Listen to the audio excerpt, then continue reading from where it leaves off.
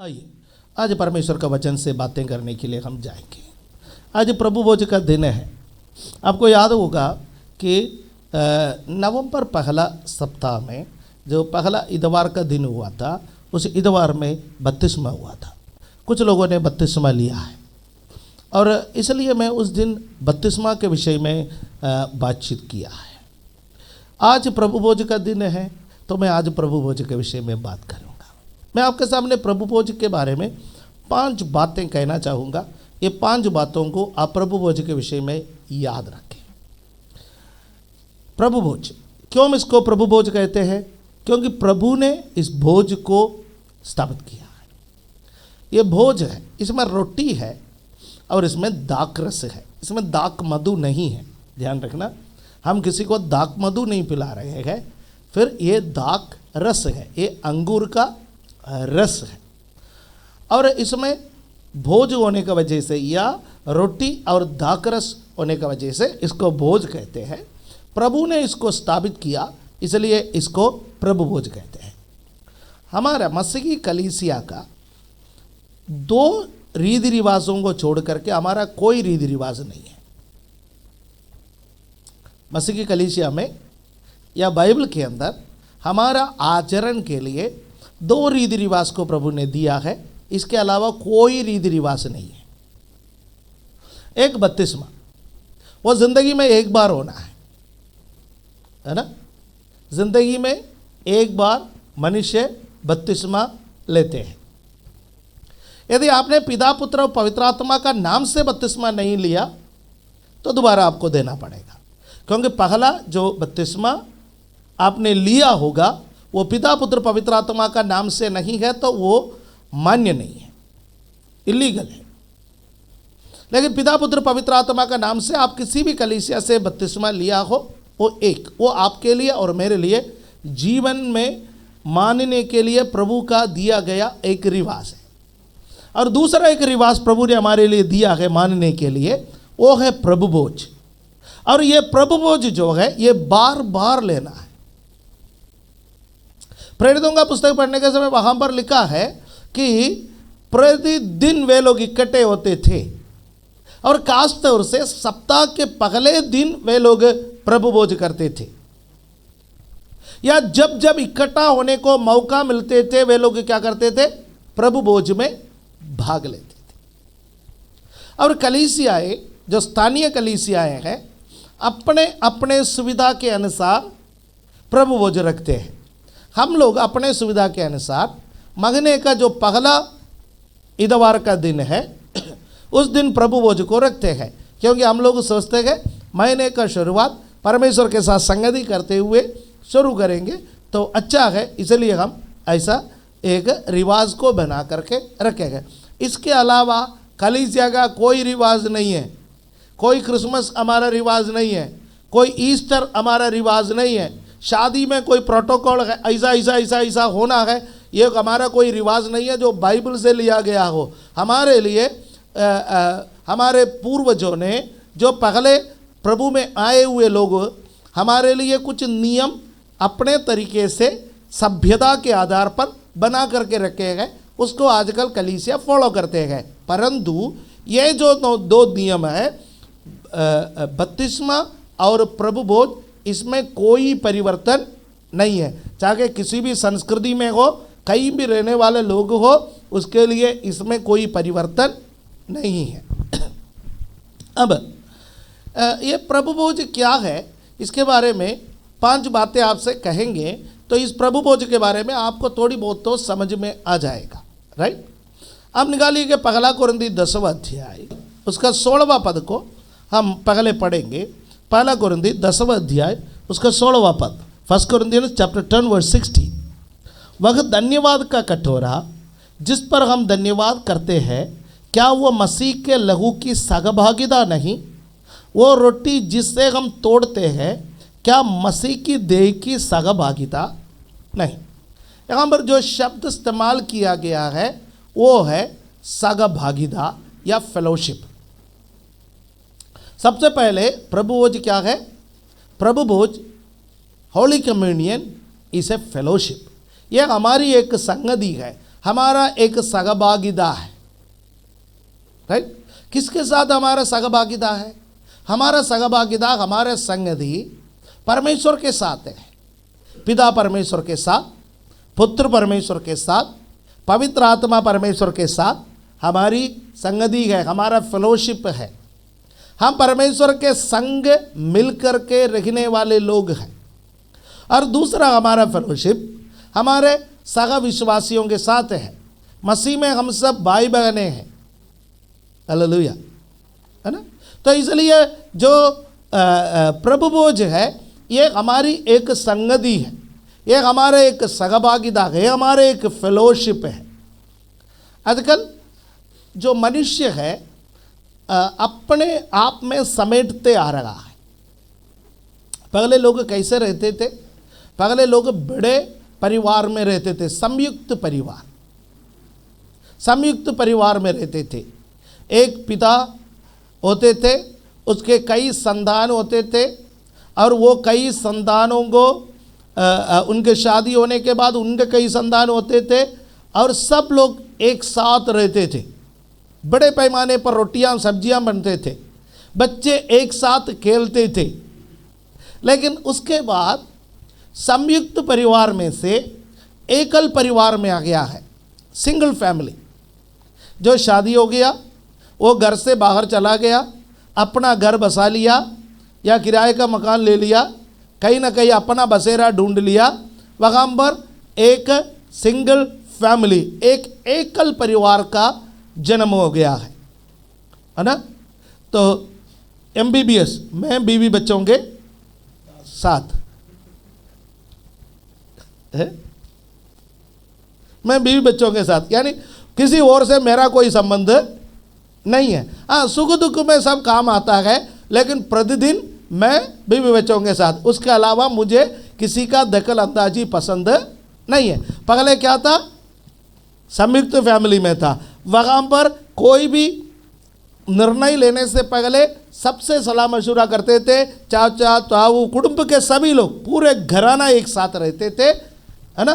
तो कई बार लोग बड़े गर्व के साथ बोलते कि इसी गांव में हमारा 50 परिवार है, हमारे सारे कुटुंब के लोग मिला करके एक बारात के लोग बन जाते हैं। ऐसे ऐसे लोग बड़े बड़े बातें कहा करते थे। तभी लोग कहते थे कि जब बाहर कोई पंगा लेता तो बोलता था हमारा गांव में आना दिखा देंगे। फिर क्यों? हमारा गांव में हमारा बहुमत है ना। तो इसी प्रकार लोग बहुमत में रहते थे। फिर क्या हो गया? लोग एक फैमिली में रहने लगे। अब जो है माइक्रो फैमिली में आ गया है। माइक्रो फैमिली में आजकल बच्चों को नहीं चाहने वाले एक ज़माने में हम आ गया है। लोग सोचते थे हमारा शादीशुदा ज़िंदगी है कि चलते रहे, बस ठीक है। बच्चे एक झंझट है, बच्चों को कौन देखभाल करेगा? अरे हस्बैंड भी काम करता है, वाइफ भी काम करती है, बच्चों के लिए समय नहीं निकाल पा रहे हैं।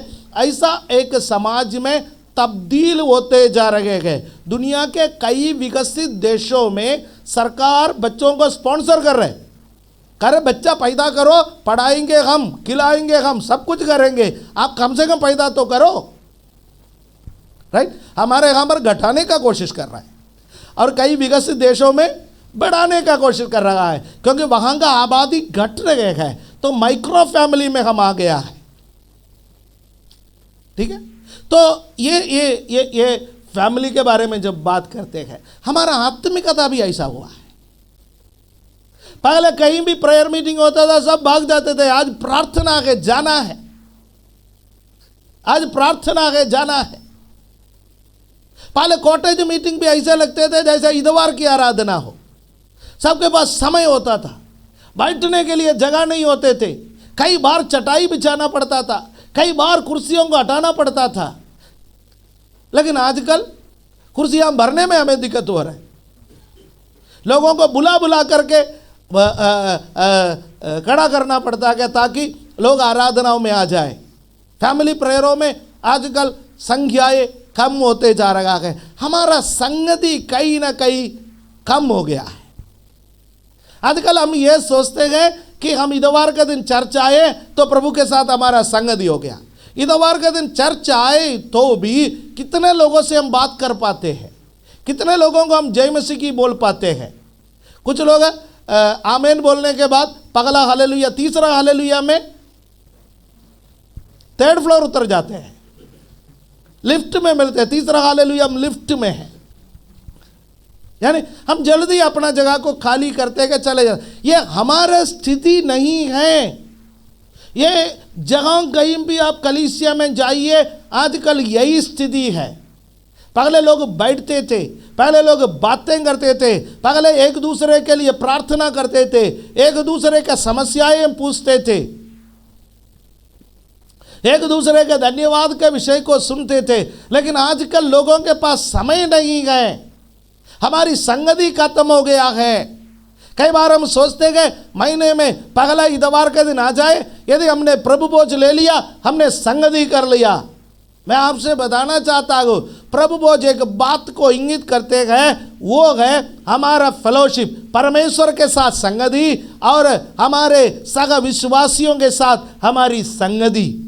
और संगति को बढ़ावा दीजिए, और प्रभु के आगमन जितना नजदीक आ रहा है उतना उस संगति को बढ़ावा और मिलना चाहिए।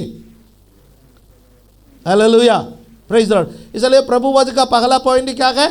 संगति। आप सोच लीजिए, यहां पर बैठे हुए कितने लोगों के साथ आपकी संगति है? कितने कितने भाई लोगों के साथ संगति करें, बहन लोगों के साथ संगति करें, ये उचित है ना। और इसके अलावा जो संगति करता है वो अनुचित है। अनुचित संगति के बारे में मैं बात नहीं कर रहा हूँ। कल कोई उल्टा सीधा संगति करने के बाद अपने घर में बोलेंगे पास्टर जी नहीं बोला कि संगति करो संगति करो, तो कहीं जाके संगति करने के बाद फिर पास्टर जी पर दोष मत लगाना, ठीक है।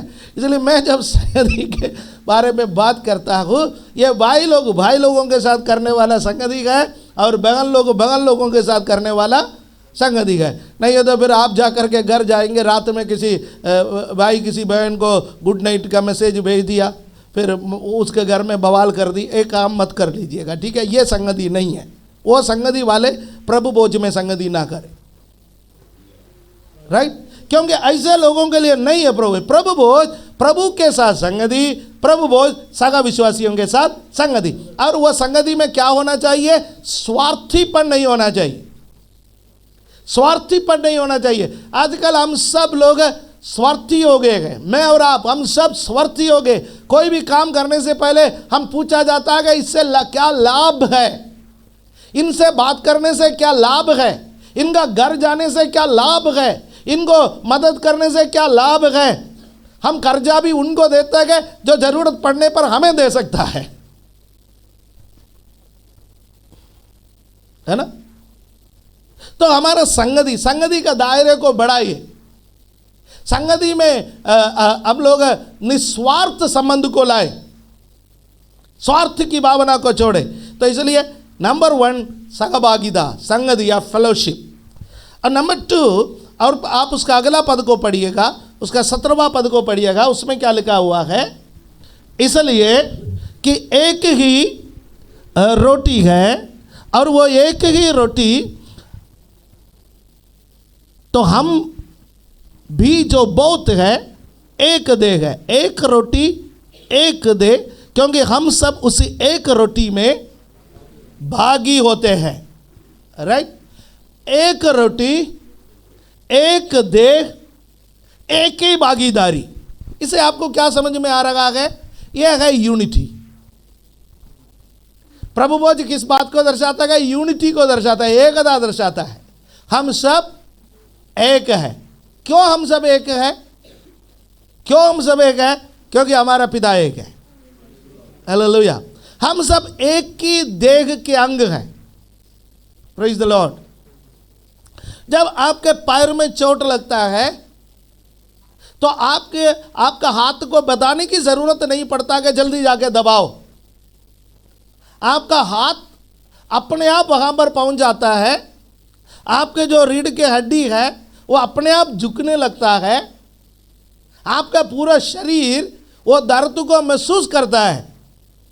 या किसी को बताना पड़ेगा कि जाओ भैया, हाथ को बोलना पड़ेगा भैया जाओ दबाओ, तुम्हारा ही अपने शरीर का पैर है? नहीं, ऑटोमेटिकली यह सिस्टम चलता है। क्यों? एक देह के अंग है। उसी प्रकार कलीसिया में कोई दुखी होता है, अन्य लोग उसके दुखों में सहभागी होना है। कलीसिया में कोई आनंद की बात तो होता है कि अन्य लोग उस आनंद में सहभागी होना है। हालेलुया। यह हमारे लिए बहुत ज़रूरी है, क्योंकि ये हमारा एकता को दर्शाता है, यूनिटी को दर्शाता है। आजकल कलीसिया में एकता की बहुत कमी है। मेरे हाँ में हाँ मिलाएंगे तो मैं सबके साथ सहमत हूं। यदि कोई मेरे हाँ में ना कर दे, फिर मेरा ना उन पर भारी पड़ेगा, है ना। हम सब अपने मतलब के लिए, अपने इच्छा से चलने वाले लोगों के साथ संगति करना चाहता है, बाकी लोगों के साथ संगति करना नहीं चाहता है। इसलिए कलीसिया एक झुंड है, उस झुंड में अनेक झुंड है। उसके अंदर राजनीति में अलग अलग दल है, ग्रुपिज्म बोलते हैं इसका। राजनीति में क्या है? ग्रुपिज्म। जब कोई राजनीतिक दल चुनाव हार जाते हैं तो उसका विश्लेषण किया जाता है कि भैया हारे क्यों। फिर कमेटी बैठाया जाता है और आकर नतीजा निकलते हैं। उसका एक पॉइंट है, गुटबाजी के कारण, दलबंदी के कारण, ग्रुपिज्म के कारण हार गए हैं। यदि शैतान कलीसिया में विघ्न डालते गए, किसी भी परिवार में विघ्न डालते गए, किसी का जीवन में विघ्न डालते गए, तो उसका कारण हमारा यूनिटी नहीं है। यदि हम एक साथ खड़े हो जाएंगे तो शैतान हमारा कुछ नहीं बिगाड़ सकते। हालेलुया। हमारे बीच में शैतान को घुसने के लिए हम मौका क्यों दें? हमें भड़काने के लिए शैतान को अवसर क्यों दें? आज प्रभु भोज में आए हैं, हालेलुया, तो आप और मैं एक दृढ़ निर्णय ले, प्रभु मेरे वजह से कलीसिया में एकता टूटने के लिए मैं नहीं दूंगा। हालेलुया, आमीन। हम एक गीत गाते हैं, गाने में तो हम बहुत अच्छे हैं, हम झूठ गाते हैं, है ना। आज का दिन यहोवा ने बनाया, उसमें कोई झूठ नहीं, आज का दिन यहोवा ने ही बनाया है। हम गाते गए, प्रभु को महिमा मिले चाहे हो मेरा अपमान। प्रभु को महिमा मिले चाहे हो मेरा अपमान। कलीसिया में यदि कोई आपका अपमान करेंगे तो क्या अगले सप्ताह आप आएंगे?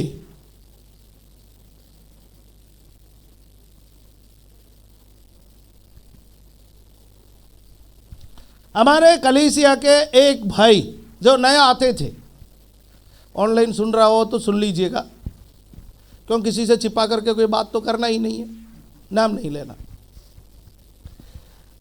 बहुत बीमार हुआ। कल पूरी कलीसिया ने प्रार्थना की, आपने प्रार्थना की, मैंने भी प्रार्थना की, सब लोगों ने प्रार्थना की। जब सब लोगों ने प्रार्थना की, उनको चंगाई भी मिला, हॉस्पिटल भी गए, एडमिट भी हुए, पैसा भी खर्च किए और गवाहियाँ भी दी। कलीसिया के प्रार्थना की वजह से मौत का मुंह से वापस आ गए। ठीक है। कुछ पारिवारिक कारणों से किसी ने उनके थोड़ा सा अपमान किया है, फैमिली प्रॉब्लम है, फैमिली की बात है, तो मैं बहुत समय कलीसिया में नहीं आया। आप लोग 1-2 सप्ताह नहीं आते गए तो कोई आपसे पूछता नहीं है, स्वाभाविक है। कोरोना काल में तो पूछेंगे ही नहीं। लेकिन बहुत समय जब कलीसिया में नहीं आता गया तो कभी कभी याद आ जाता है, तो मैं होगा, अनबरधर होगा, इमानुअल पास्टर होगा, या और कोई होगा, या सोनी, कोई ना कोई, किसी न किसी को हम बोल देता कि फिलहाल बंदे को फ़ोन कर लीजिएगा। कई बार हम 4 लोग एक साथ चलते गए गाड़ी में, तो गाड़ी में याद आता है तो फिर कोई ना कोई तुरंत फ़ोन मिला लेता है, ये आदत है। ऐसे मैं एक दिन फ़ोन मिलाया, मुझे याद आ गया, फ़ोन मिलाया, और फ़ोन मिलाने का समय भाई बहुत अच्छे है, मेरे साथ तो कोई प्रॉब्लम नहीं है। लेकिन कलीसिया में किसी के साथ प्रॉब्लम है। बोला कलीसिया में जब हमारा सम्मान नहीं है तो फिर उस कलीसिया में हम क्यों आए? जब हमारा परिवार का ही लोग हमारा सम्मान नहीं करेंगे तो फिर और कौन हमारा सम्मान करेगा? गाते क्या है? प्रभु को महिमा मिले चाहे हो, या तो गाने को काटो नहीं हो खुद को काटो, दोनों साथ साथ तो नहीं चलेगा, दोनों में से एक चलेगा। सवाल एक है, प्रभु भोज में भाग लेने से पहले सोचो कि अपमान सहते हुए भी एकता बना रख सकता है, अपमान सहते हुए भी प्रभु के संगति में आप रह सकता है, तो आप प्रभु भोज में भाग ले सकते हैं। मैं थोड़ा कठोर हो सकता हूं, प्रभु भोज में मक्खन नहीं है लगाने के लिए, समझ में आए? प्रभु भोज हम बोलते हैं, हम बहुत उत्साहित हो जाता है। जो पूरे महीने चर्च में नहीं आता है वो भी मर मर के प्रभु भोज के दिन आएंगे, लुढ़क कर भी आ जाएंगे, क्योंकि वो सोचते हैं प्रभु भोज खाने से कुछ ना कुछ तो आशीष मिलेगा। आशीष तब होता है जब आप संगति का महत्व को समझो, जब आप एकता का महत्व को समझो। हालेलुया, आमेन। किसी कलीसिया में मैं ऐसा प्रचार करता है तो अगली बार कमिटी निर्णय लेता है इनको नहीं बुलाना, मुझे कोई प्रॉब्लम नहीं है, कोई दिक्कत नहीं, ऐसा भी हुआ है।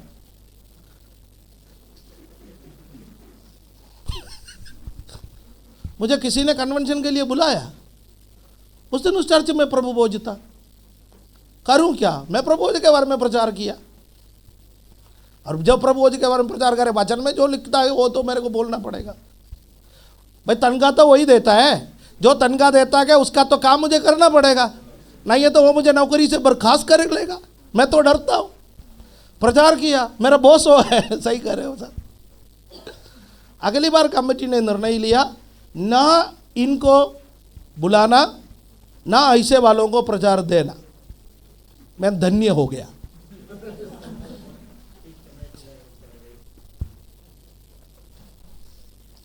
मेरे प्रिय भाइयों बहनों, मुझे आपसे पर्सनल कोई दुश्मनी नहीं है। ये आपका और मेरे बीच का व्यक्तिगत कोई मामला नहीं है कि मैं आप पर टोंट कसूं या आप पर उंगली उठाऊं या आपका कोई गलती के बारे में बोलूं। ये जितना आपके लिए लागू है उतना मेरे लिए लागू है। हालेलुया। यदि कोई मेरा अपमान करे और मैं यदि बोलूं जिन्होंने मेरा अपमान किया है उनका घर में मैं नहीं जाऊंगा, तो वो मेरा गलती है। अब मुझे उनका घर में जाना है तो जाना पड़ेगा, तो जाना है। हालेलुया। हो सकता है मुझे धक्का दे करके भी निकाला होगा, कल उनको एक जरूरत पड़ेगा तो मुझे उनके लिए खड़ा होना है। तो हम गाते हैं तो हम उसका पालन करने के लिए भी तैयार रहना है। पिछले दिनों में हमसे बहुत चूक हो गया है, लेकिन आज तो सुधारे, आज तो हम समझे तो सुधरे। आने वाला जिंदगी के लिए तो याद रखे, पीछे तो हम कुछ नहीं कर सकते, जो टेढ़ा हो गया वो प्रभु संभालेगा, लेकिन अब तो हम अपने आप को संभाल सकते हैं। तो दो बातें मैंने आपको कहा, एक फेलोशिप, दूसरा यूनिटी, एक था। अब आप 11वें अध्याय में आइए, 11वें अध्याय का 24वां पद, 11:24, उसमें क्या लिखा है? और धन्यवाद करके उसे तोड़ी और कहा, ये मेरी देह है जो तुम्हारे लिए है, मेरे स्मरण के लिए यही किया करो। यहाँ का शब्द याद रखिए, स्मरण, in remembrance of me. Hallelujah.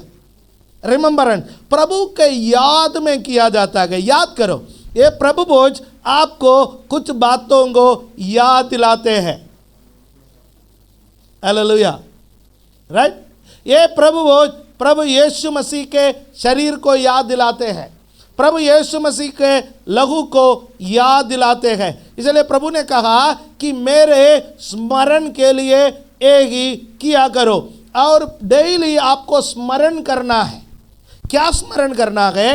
वो उसका अगला पद में लिखा हुआ है, क्योंकि जब कभी तुम ये रोटी खाते और इस कटोरे में से पीते हो तो प्रभु की मृत्यु को जब तक वो न आए प्रचार करते हो। इट्स ए डिक्लेरेशन, ये घोषणा है।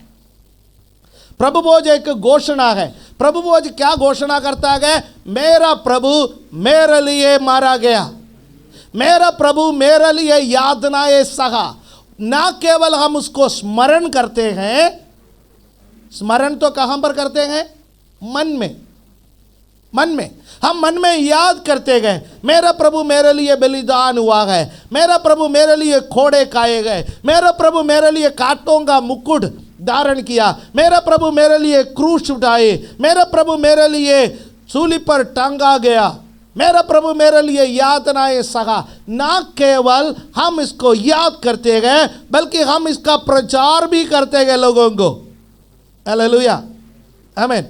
यदि आप प्रभु भोज में भाग लेता है तो यीशु के बारे में दूसरे को बोलने के लिए भाग लेना है।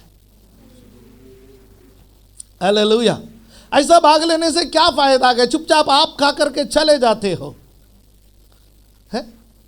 खुशी का समाचार है ये, आनंद का समाचार है ये। यीशु हमारे लिए मरा और वह दुनिया को बताना है, दुनिया को प्रचार करना है। हालेलुया, आमीन। इसलिए नए लोगों को तब भी हम प्रभु भोज में भाग लेते हैं। कई बार नए लोग विचलित हो जाता है, उसको दिया मेरे को नहीं दिया। मैं जब मुनीरका में आरंभ में सेवा शुरू की, वहां पर एक फैमिली आया था और उस दिन प्रभु भोज था। फिर वह फैमिली कई दिन तक नहीं आए, कई सप्ताह तक नहीं आए। हम उनके बारे में पता किया, उन्होंने कहा ये सब खून पीते हैं। किसकी खून है मैं बोल नहीं सकता, उतना ही काफी है। वो नहीं समझ पाए, उस वक्त मैं उनको समझा नहीं पाए। फिर बाद में उनको अकेले बैठ करके घर में बैठ करके उनको समझाया, यह कोई खून नहीं है, यह फिर क्या है? दाखरस, अंगूर का रस है ये। हालेलुया, ये अंगूर का रस। और ये हमारा प्रभु यीशु मसीह के लहू को दर्शाता है। आपको पता है लहू निकला कैसे?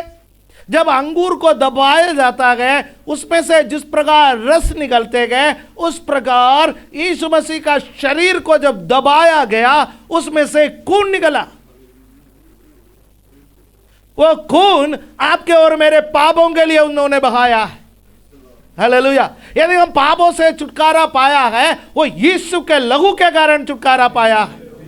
क्योंकि वचन में लिखा है, उसका पुत्र यीशु का लहू हमारे सारे पापों से धोकर हमें शुद्ध करता है। हालेलुया, आमीन। रोटी कोई पेड़ में नहीं उगता, रोटी कोई पौधों में भी नहीं उगता।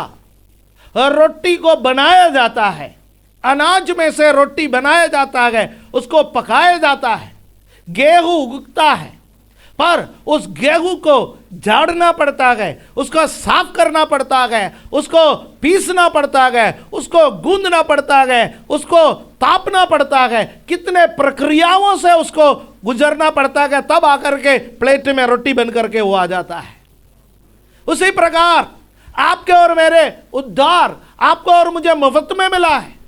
हमने कोई दाम नहीं चुकाया, हमने उसके लिए कोई पे नहीं की, पर यीशु के लिए मुफ्त में नहीं था। यीशु अपना शरीर को टुकड़ा टुकड़ा होने के लिए दिया। हालेलुया। हल चलाने के बाद जैसा खेत दिखाई देता है, ऐसा उसका पीठ दिखाई दिया। कोड़े उसके पीठ पर बरसाए गए और वचन में लिखा है, उसके मार खाने से तुम चंगे हो गए। हालेलुया। यदि आपको चंगाई मिलेगा, वो किसी पास्टर का प्रार्थना का कारण नहीं है। यदि आपको चंगाई मिलेगा, किसी के वरदान के कारण नहीं है। यदि आपको चंगाई मिलेगा, किसी मनुष्य के कारण नहीं मिला, यीशु कोड़े खाने से आपको मिला है। हालेलुया। आपका कर्जा किसी मनुष्य से नहीं है, आपका कर्जा प्रभु यीशु से है। Hallelujah, praise the Lord, praise the Lord, hallelujah. हो हम उसके मृत्यु की घोषणा करते हैं।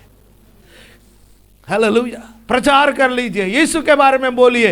यीशु के बारे में यह मत बोलो कि चंगाई देता है, छुटकारा देता, आशीष देता है। बोलो यीशु के बारे में, यीशु आपके लिए मरा ताकि आप नरक से बच जाए। वो कोड़े खाने से आप चंगे हो गए हैं। उसका मृत्यु की घोषणा करना सीखिए। आमीन। मैंने कितने बातें आपसे बोला? 4 बातें आपसे बोला है। हालेलुया। पहली बात क्या है? प्रभु भोज एक संगति है, फेलोशिप है।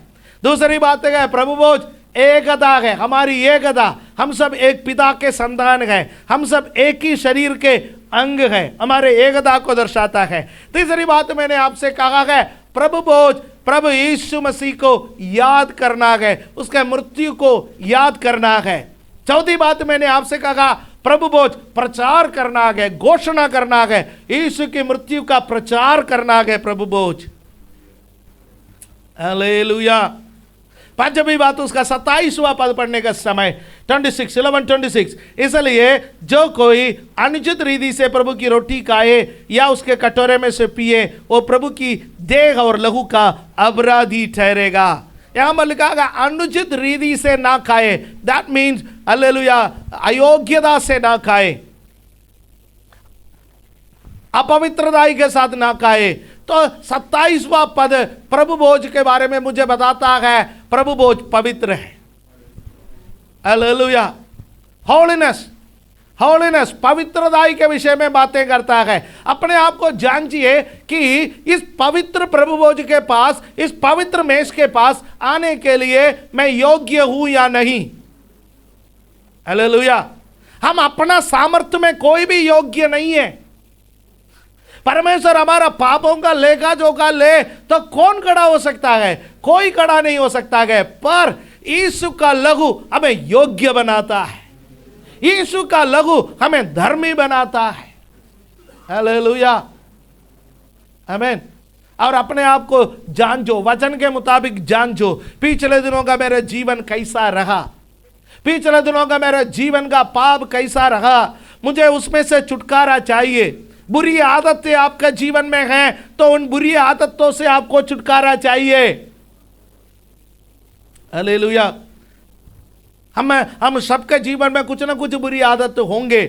हालेलुया। आज जो याद आता है उसको तो छोड़ो, जो याद नहीं आता है तो पवित्र आत्मा याद दिलाएंगे तो हम छोड़ेंगे, लेकिन कम से कम उन बुरी आदतें इस वक्त पवित्र आत्मा आपके मन में याद दिलाते गए, उन बुरी आदतों को तो छोड़ो, उस बुरी आदतों से तो छुटकारा पाओ, अपने आप को पवित्र करो, उसके बाद इस प्रभु भोज में भाग लेने के लिए आओ। यदि हम ऐसा प्रभु भोज में भाग लेते हैं तो ऐसा प्रभु भोज में भाग लेते हैं तो हम हालेलुया आमीन, दंड नहीं मिलेगा, हमें आशीष मिलेगा, आशीष मिलेगा। Praise the Lord. चेतावनी भी है, प्रभु भोज एक चेतावनी भी है। तो पवित्रताई के बिना इसमें भाग लेंगे तो हमें दंड मिलेगा। कौन इसमें भाग ले सकता है वो बता करके फिर मैं प्रभु भोज में जाना चाहता हूँ। कौन इसमें भाग ले सकता है? पिछले दिनों में टीवी में सोशल मीडिया में मैंने देखा, एक मशहूर पास्टर ने प्रचार किया। मशहूर पास्टर, मैं नाम नहीं लूँगा, मशहूर पास्टर ने प्रचार किया है कि प्रभु भोज बपतिस्मा लिए बिना किसी को नहीं लेना चाहिए। हमारी कलीसिया उस स्टैंड का समर्थन करता है। ठीक है। प्रभु भोज लेने से पहले व्यक्ति प्रभु यीशु मसीह को उद्धारकर्ता के रूप में ग्रहण करे और पानी का डुबकी वाला बपतिस्मा लिया हुआ व्यक्ति होना चाहिए, प्रभु के साथ संगति में, सजीव संगति में, है ना। कभी संगति करता था ऐसा नहीं, अभी भी प्रभु के साथ, प्रभु के संगति में चलने वाला व्यक्ति होना चाहिए। ऐसे लोग प्रभु भोज में भाग लेंगे। ये हमारी कलीसिया के स्टैंड है। वो जो नामी पास्टर है उन्होंने बड़े हिम्मत के साथ, बोल्डनेस के साथ उसके पर प्रचार किया है। पर कुछ लोगों ने, और मेरे एक जानकार पास्टर है, उन्होंने उस पर बहुत लंबे चौड़ा वीडियो बनाया है कि उस बात को काउंटर करने के लिए। वो कहते हैं कि प्रभु भोज के लिए बपतिस्मा एक नाप का स्थान ना बना दिया जाए, बल्कि फ्रीली दें प्रभु भोज। जो कोई कहता है कि मैंने प्रभु यीशु मसीह को ग्रहण कर लिया, आप वो प्रभु भोज ले लो। मैं स्टैंड का समर्थन नहीं करता, ना मैं आगे करूंगा, ना हमारी कलीसिया स्टैंड का समर्थन करती है। ठीक है। तो प्रभु भोज फिर किसके लिए गए?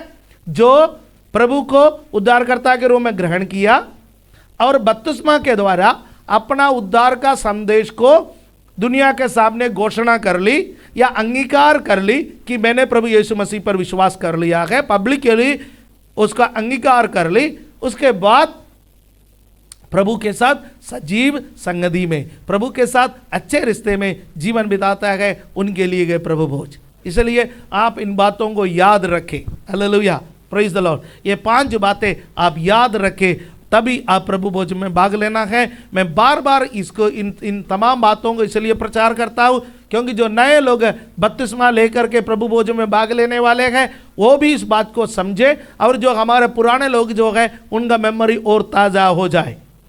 हालेलुया, आमीन, आमीन। संगति, इन दिनों में संगति को बढ़ावा दीजिए, संगति को और बढ़ावा दीजिए। यूनिटी, एकता, अपमान भी सहना पड़े, मैं कलीसिया की एकता को टूटने नहीं दूंगा। आमीन। चाहे कितने भी दबाव आ जाए, मैं कलीसिया की एकता को टूटने नहीं दूंगा। तो ऐसा एक निर्णय ले, फिर प्रभु को याद करे, वो हमारे लिए क्या क्या यातनाएं सहा है, ना केवल याद करे बल्कि उसका घोषणा भी करे, दूसरों को प्रचार भी करे कि प्रभु ने हमारे लिए क्या क्या यातनाएं सहा, हमें उद्धार कैसे मिला है। फिर 5वीं बात मैंने आपसे कहा वो है पवित्रताई, हॉलीनेस। इस प्रभु भोज के साथ उसको मिलाए ताकि इस प्रभु भोज हम सबके जीवन में आशीष का कारण बन सके। आप अपने आंखों को बंद करें और प्रार्थना में जाएं। हालेलुया।